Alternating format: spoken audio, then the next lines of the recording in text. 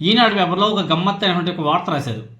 వీసీల వెతుకులాట ఓ అంతులేని కథ, ఏడాదిన్నరగా 5 వర్సిటీలకు ఇన్ఛార్జీలే దిక్కు, 2 నెలలైనా విధుల్లో చేరని ఏఎన్యు వీసీ, ఉన్నత విద్యాశాఖ జాప్యం.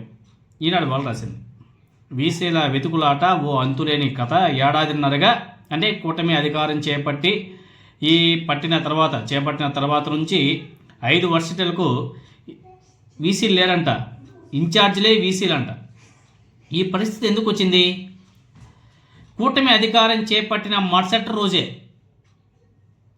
యూనివర్సిటీలో ఉన్నటువంటి వీసీలని తెలుగుదేశం పార్టీ నాయకులు బెదిరించి రచ్చ చేసి వాళ్ళు రిజైన్ చేసి వెళ్ళిపోయే విధంగా ప్రలోభాలు పెట్టి దౌర్జన్యం చేసి ఏ విధంగా రచ్చ చేశారు మీరందరూ కూడా చూశారు.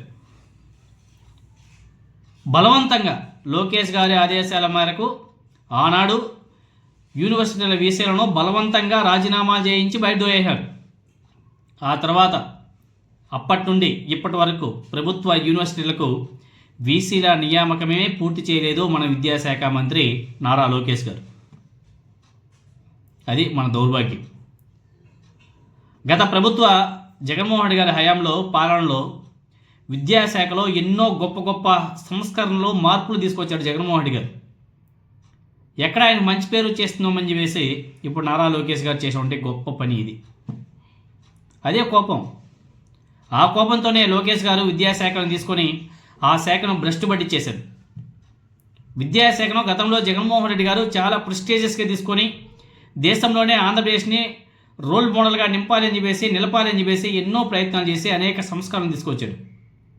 కానీ నారా లోకేష్ గారు మేబీ వాంటెడ్గా తీసుకున్నాడేమో ఆ శాఖని తీసుకొని భ్రష్టు పట్టించేశారు. కూటమి అధికారంలోకి రాగానే అప్పుడు మొదలైనటువంటి విద్యా విధ్వంసం ఇంకా కొనసాగుతూనే ఉంది. చూడండి, ఈనాడు పేపర్లో రాశారు. విశ్వవిద్యాలయాలకు వైస్ ఛాన్సలర్ల నియామకంలో ఉన్నత విద్యాశాఖ తీవ్ర జాప్యం చేస్తుంది. మరి ఆ విద్యాశాఖ మంత్రి ఎవరండి? ఆ పేరు కూడా రాసుకుంటే చాలా బాగుండేది కదా. దాదాపు ఏడాదిన్నర పూర్తి కావస్తున్న కొన్ని వర్సిటీలు ఇన్ఛార్జ్ వీసీలతోనే నెట్టుకొస్తున్నాయి. ఉన్నత విద్యా అర్హతలు విద్యావంతుల కోసం చేస్తున్న అన్వేషణలో నియామకం తీవ్ర ఆలస్యం అవుతుందంట. చూడండి, ఈనాడు వాళ్ళు రాసింది. కూటమి అధికారంలోకి వచ్చిన కొత్తలో 17 విశ్వవిద్యాలయాలకు చెందినటువంటి వీసీలు రాజీనామా చేశారు. వాళ్ళు రాజీనామా చేయలే. తప్పు మాట ఇది. వాళ్ళు స్వతహాగా రాజీనామాలు చేయలే. వాళ్ళ మీద ప్రలోభాలు పెట్టి వాళ్ళ మీద దౌర్జన్యం చేసి గబ్బు లేపితే వాళ్ళు రాజీనామా చేసి వెళ్ళిపోయారు బాబు. ఫిబ్రవరి, అక్టోబర్ నెలలో 2 విడతలుగా 13 వర్సిటీలకు వీసీలు నియమించారు. మరో 4 వర్సిటీలకు ఇంతవరకు వీసీల నియామకాలు చేపట్టలేదు. ఆంధ్రకేసరి వర్సిటీకి సెర్చ్ కమిటీ ఏర్పాటే కొలిక్కి రాలేదు. శ్రీకృష్ణదేవరాయ, ద్రావిడ, ఉర్దూ విశ్వవిద్యాలయాలకు చర్చ్ కమిటీలు 3 పేర్లను ఎంపిక చేసి ఇచ్చిన ప్రభుత్వం ఇంతవరకు నిర్ణయం తీసుకోరు. ఎందుకంటే దాంట్లో కూడా చాలా పెద్ద లొల్లే ఉంటుంది. ఎందుకంటే వాళ్ళ నాయకుల దగ్గర నుంచి ఫీడ్బ్యాక్ తీసుకోవాలి కదా.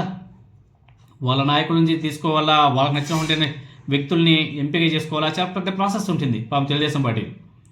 ఇప్పుడు తెలుగుదేశం పార్టీ కాదు కదా, అది కూటమి, మళ్ళీ జనసేన పార్టీ, మళ్ళీ బీజేపీ, ఇలా చాలా ఉంటాయి కాబట్టి చాలా పెద్ద ప్రాసెస్ అవుతుంది. అందరి అభిప్రాయాలు తీసుకోవాలి కదా. 3 పార్టీలకు సంబంధించినటువంటి 3 పార్టీలకు నచ్చినటువంటి వ్యక్తిని వీసీలుగా నియమించాలి. అతని ద్వారా వీళ్ళకి లాభం రావాలి పొలిటికల్గా. అలా అయితేనే వాళ్ళ మనుషులు నియమిస్తారు. చాలా పెద్ద ప్రాసెస్సే ఉంటుంది.